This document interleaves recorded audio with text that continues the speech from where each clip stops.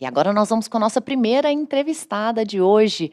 A tendência à insônia aumenta na fase do climatério, ou mais conhecida como menopausa, por causa do desequilíbrio hormonal e da queda na produção de estrogênios, que são hormônios associados com a regulação do sono da mulher. As ondas de calor e suores que acompanham o desequilíbrio hormonal também podem ocorrer à noite e perturbar o sono. E quem vai participar do Notícias do Bem para falar sobre esse assunto é a especialista em sono, Ellen Quintela. Olá, Ellen. Boa tarde. Muito obrigada por sua participação aqui. Seja muito bem-vinda. Obrigada, eu que agradeço o convite. Espero poder ajudar com informações importantes para essas mulheres. Excelente. Ellen, então vamos começar já direto ao ponto, né? Por que que o sono é alterado com a chegada da menopausa? Então vamos lá. Antes até da gente falar disso, eu acho importante a gente falar que no Brasil, mais ou menos com 48 anos, as mulheres estão entrando na menopausa. Então, essa é uma certeza que a gente tem, né? Todas as mulheres vão chegar nessa etapa da vida. Então, é importante saber que os distúrbios do sono, e aí eu vou colocar o ronco, por exemplo, atinge 33% da população. E dentre esses 33%, nós temos aí 40% mulheres. Então, fala-se muito que o problema de ronco vem mais dos homens, mas quando acontece a menopausa, pela perda, pela diminuição desses hormônios, estrogênio e progesterona, o que acontece é que essa mulher vai tendo um corpo que vai ficando mais parecido com o do homem. E com isso, os distúrbios do sono também vão aparecendo de uma forma, vamos dizer assim, mais masculina, né? Então essas mulheres começam a roncar mais, começam a fazer mais apneia do sono, começam a ter mais insônia. E cada um desses distúrbios do sono tem uma razão de acontecer. Então vou pontuar algumas coisas aqui para você, para ficar o mais didático possível. Se você tiver alguma pergunta, você me fala. A queda do estrogênio e da progesterona é a diminuição de hormônios que a gente chama protetores da mulher. Quando isso acontece, aumenta então a insônia, diminui a eficiência do sono, e quando a gente diz eficiência, não quer dizer se é eficiente ou não. A gente quer dizer o tempo de sono, porque não adianta você ir para a cama e não dormir. Então tem pacientes que ficam na cama 8 horas, mas quando você vai contar o tempo que dormiu realmente, dormiu 6 horas. Então essa eficiência de sono diz respeito à porcentagem de tempo que você dormiu enquanto estava lá pronto para dormir. E aí você imagina que essa mulher começa a ter calores. E isso acontece bastante durante a noite. O que acontece é que essa mulher começa a ter um sono fragmentado, começa a acordar por causa desses calores. Então, ao invés de ter uma noite de sono completa, ela começa a parar e acorda por causa do calor. E aí, tira os cobertores, tira o lençol. Muitas têm uma sudorese bastante expressiva e aí precisam trocar de pijama, às vezes trocar lençol. E quando acontece isso, a mulher desperta, né? Porque você começa a fazer atividades que não era para você fazer enquanto estava no horário de sono, era para estar dormindo. No entanto, começa a fazer atividades que seriam feitas enquanto seria dia, enquanto estivesse acordada. E isso desperta essa mulher. Então ela começa a dormir menos tempo por conta desses calores, é onda de calor, de frio, essa inconstância, dá um desconforto na hora de dormir, e esse é um dos fatores que gera a insônia.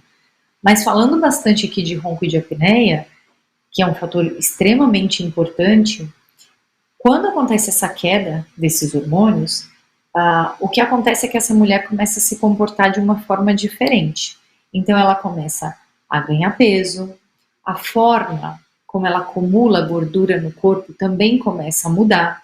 Então ela começa a ter aumento da circunferência abdominal, começa a acumular mais gordura na parte cervical, então a via aérea fica mais espremida, vamos dizer assim, né? O espaço fica reduzido.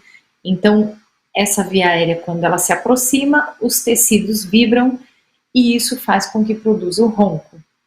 E quanto mais fica apertada essa passagem, maior a chance disso fechar, e quando fecha, faz a apneia. Então essa mulher começa a apresentar vários distúrbios do sono.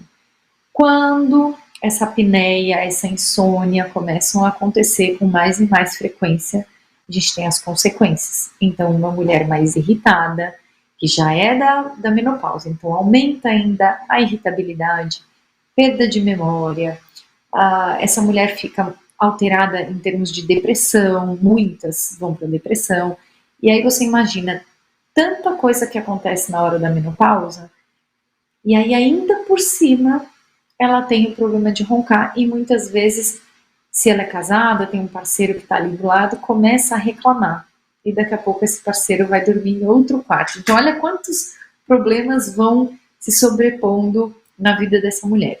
Por isso que a gente precisa ter um olhar muito cuidadoso, porque dá para tratar, temos que cuidar, porque algumas podem fazer reposição hormonal, e isso ajuda muitíssimo, né? E isso é o ginecologista que vai ver quem pode e quem não pode fazer a reposição hormonal. E a gente pode tratar todas essas consequências do sono enquanto faz ou não faz a reposição hormonal. Aham. E no caso, Ellen, eh, quais seriam os tratamentos, né, indicados, para esse caso especificamente? Então vamos lá. A mulher que pode fazer reposição hormonal, ela vai ter isso muito bem resolvido, porque o que está causando o problema é justamente a perda dos hormônios. Então, se o médico e a paciente entram em acordo e vão fazer a reposição hormonal, ela vai ter um alívio de tudo isso, porque as ondas de calor vão melhorar, então ela vai conseguir dormir melhor, ela não vai ganhar tanto peso, então as consequências da menopausa são amenizadas, tá?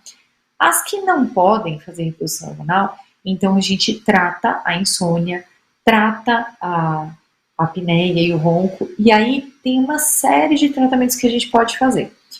Existem tratamentos com aparelhos intraorais, vou até mostrar aqui para você que eu tenho aqui do meu lado. Ótimo. Uhum. Esse é um aparelho, não sei se está dando para enxergar bem aí. Sim, sim, a gente abriu a tela aqui. Tá? Excelente. Então, esse é um aparelho especificamente para quem ronca, tá? Ou faz poucas apneias por noite, vamos dizer assim.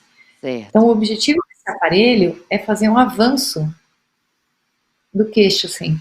Nossa. Então, quando faz isso, causa um estiramento dessa musculatura, e aí essa via aérea que estava apertadinha, ela é ampliada e a gente melhora a respiração dessa paciente. Tá? Quando o caso já é mais grave, tem um sobrepeso importante, tem apneias importantes, aí a gente pode trabalhar com o CPAP. O CPAP é uma máquina, então você vê, muitos pacientes perguntam qual é o tamanho. Então é um aparelho pequeno, tá? Você está vendo aqui o tamanho da minha mão? É um palmo.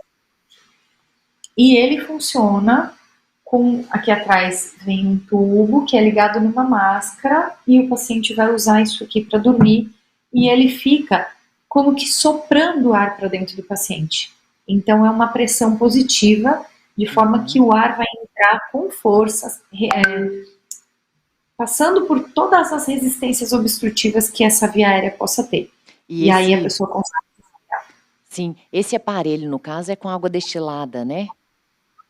Isso. Ele tem esse especificamente que eu te mostrei aqui, ele acopla uma caixinha transparente, mais ou menos desse tamanho aqui, que fica água destilada, ele chama umidificador. E aí ele permite que você respire um ar mais úmido, porque senão alguns pacientes querem secamento de via aérea, do nariz, então o umidificador é super importante, especialmente em algumas áreas, né, do país que são mais secas, então é bem importante. Certo. E aí, nesse caso, esse aparelho, ele auxilia na respiração, né? Ou seja, a pessoa tem mais facilidade para poder respirar durante a noite sem aquela quebra, né? Sem a apneia que nós conversamos aqui, né? Sobre esse assunto. Isso. A apneia é a parada respiratória. Então, você imagina que alguma coisa tampou a garganta e o ar não passa. Então, quando esse aparelho assopra o ar e o ar entra pelo nariz, ele vai abrindo as vias aéreas. Então, qualquer obstrução que tenha, a pressão de ar vai vencendo essas obstruções e a pessoa consegue respirar. Então ela para de ter o sono fragmentado. Porque você imagina, é uma mulher que já está ganhando peso, aí ela começa a dormir mal, aí ela acorda cansada, ela já está com alteração de humor por causa de tudo que está acontecendo na vida dela, e aí ela acorda super cansada e não vai mais fazer atividade física, porque aí é muito fácil falar para essa mulher, você tem que se exercitar, mas ela não tem mais ânimo para fazer isso. Uhum. Então, quando você oferece uma noite de qualidade, você está oferecendo qualidade de vida para essa mulher. E aí sim, ela vai respirar melhor para ter competência de acordar de manhã e estar bem para fazer uma atividade física, evitar o ganho de peso e diminuir a apneia. Porque cada vez que ganha peso, aumenta a apneia. Aumenta a apneia, aumenta o cansaço, aumenta o peso. É um ciclo. Então, para a gente vencer esse ciclo, precisa entrar com o tratamento. Sim. Tem mais algum aparelho que você gostaria de mostrar, Ellen?